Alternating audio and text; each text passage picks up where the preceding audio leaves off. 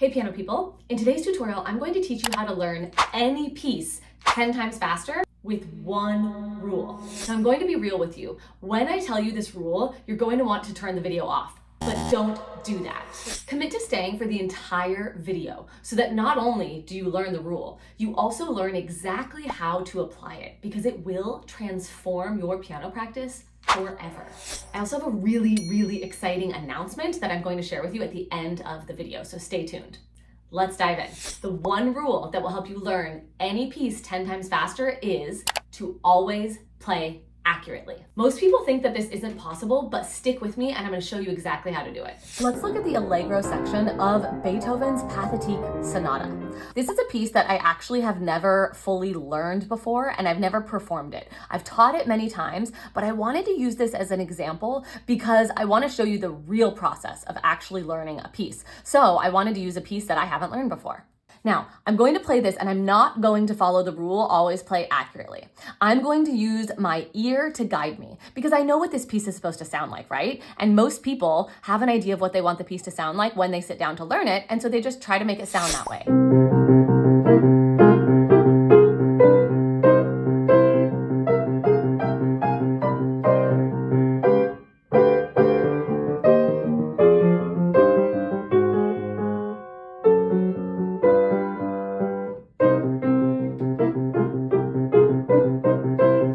If you're more of a beginner or you're not super familiar with this piece, you might have heard me play through that and you might have thought like, wow, that's amazing. She was just able to play that pretty quickly and it sounded more or less like a piece of music. But I want to show you why that was really not good.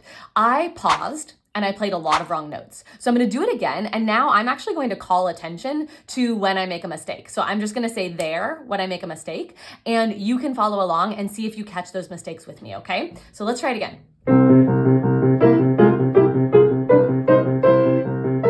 There.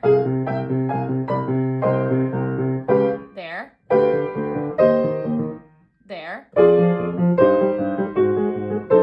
Oop, there. There, I had to slow down. There.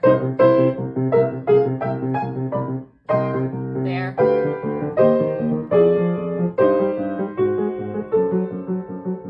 Oop, there.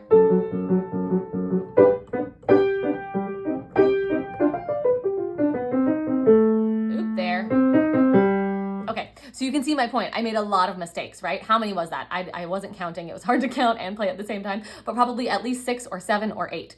This is a really ineffective way to learn a piece that's actually going to make you take a lot longer. Most people don't understand that when you go about learning a piece like this, you are making it take 10 times as long. In other words, you're going 10 times as slow. Now, in this next point, I'm going to show you exactly why that's the case, and then I'm going to show you how to fix it. Now, I want you to comment below if what you just saw me do looks familiar, or if you watch that and you're thinking, I don't really see what she's doing wrong. Let's break it down.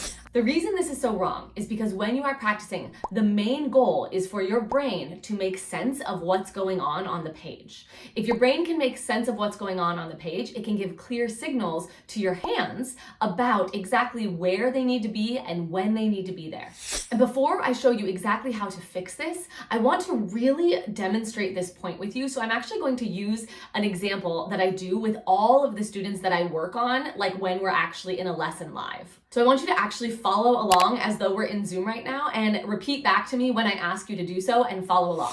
The fastest way for your brain to remember anything is to do it many times in a row exactly the same way. There are many real life examples of this and it's called active recall. It's when you say something or play something and you're hoping that the second time you do it, your brain will actively be able to recall the information you just inputted. So we're going to go through an example. I'm going to give you a number. You can pretend like this is a phone number if you're in the United States or maybe a bank passcode, but let's do this together. So the number is 8675309. And you can comment below if you get the reference. Now, what was the number I just said? You might remember part of it, or if your memory is really good, you might remember all of it. But let's actually practice it a little bit so that you can remember it. So I want you to say this with me 3 times in a row. Let's go. 8675309. Let's do it again. 8675309. Now let's try again. 8675309. Now, I want you to say it back to yourself And chances are you probably remember a little bit more than you did after just one time of hearing that number. But now let's do it again. We're gonna practice one more round. Okay, so say it with me. 8672901. Oops, I messed it up. Let's do it again. 8643902. Oops, I messed it up again. Let's do it one more time. 8453209. Okay, now I want you to say that original number again.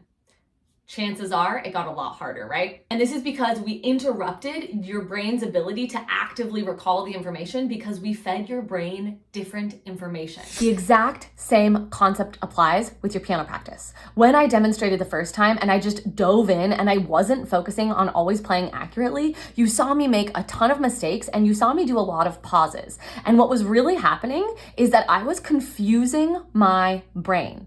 I was not being clear about the information that I was inputting into my brain, and therefore my brain will have no way to accurately engage in active recall because my brain is confused. The information that I'm trying to actively recall is all jumbled and it doesn't make any sense.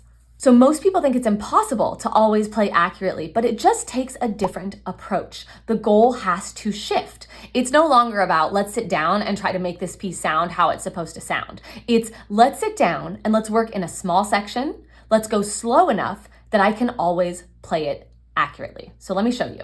I'm gonna break this down and I'm gonna just try the first 3 measures. And I'm going to go slow enough that I can do it completely accurately. No mistakes, no pauses. Let's try it. And 2, and 1, and 2, and 1, and 2, and. Yes, I did it.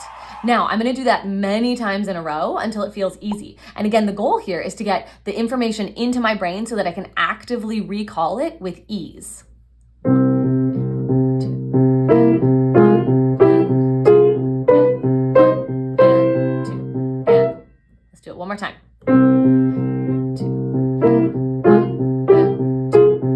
1, and 2, and. Yes.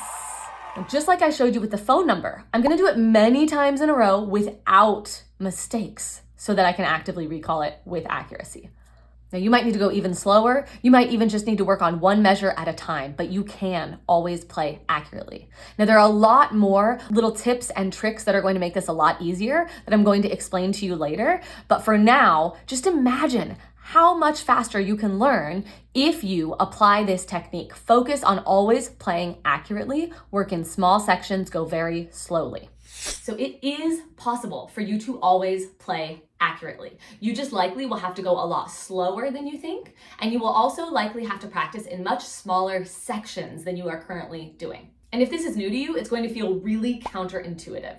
It's going to actually feel like it's taking a lot longer for you to practice, but that's not true. Because when you follow the rule of always playing accurately, your brain's ability to actively recall the information you just fed it is so much higher. And so in the long term, it actually takes a lot less time. And in fact, you can do it 10 times faster. Now, if you want to go deeper on this topic and really learn some revolutionary practice methods that will help you continue to always play accurately in your piano practice so that you can move beyond the notes towards that confident musical expression, I have a free 4-day event coming up called Piano Practice Lab. I actually wasn't going to run this event, but there's been so much demand for it that I decided to give it a go. It's going to be in June, and I'm going to help you design a weekly practice routine that accelerates your progress towards confident musical expression. We'll hang out in Zoom for 4 days. There's tons of free gifts that you get just by signing up, and it's all free. I'm going to link it here on the end screen so that you can reserve your seat right now. Seats are limited. And I'm going to link a video that will give you some more practice techniques for how to always play accurately. Reserve your seat for Piano Practice Lab and grab the link to that other video right here on the end screen. Happy practicing.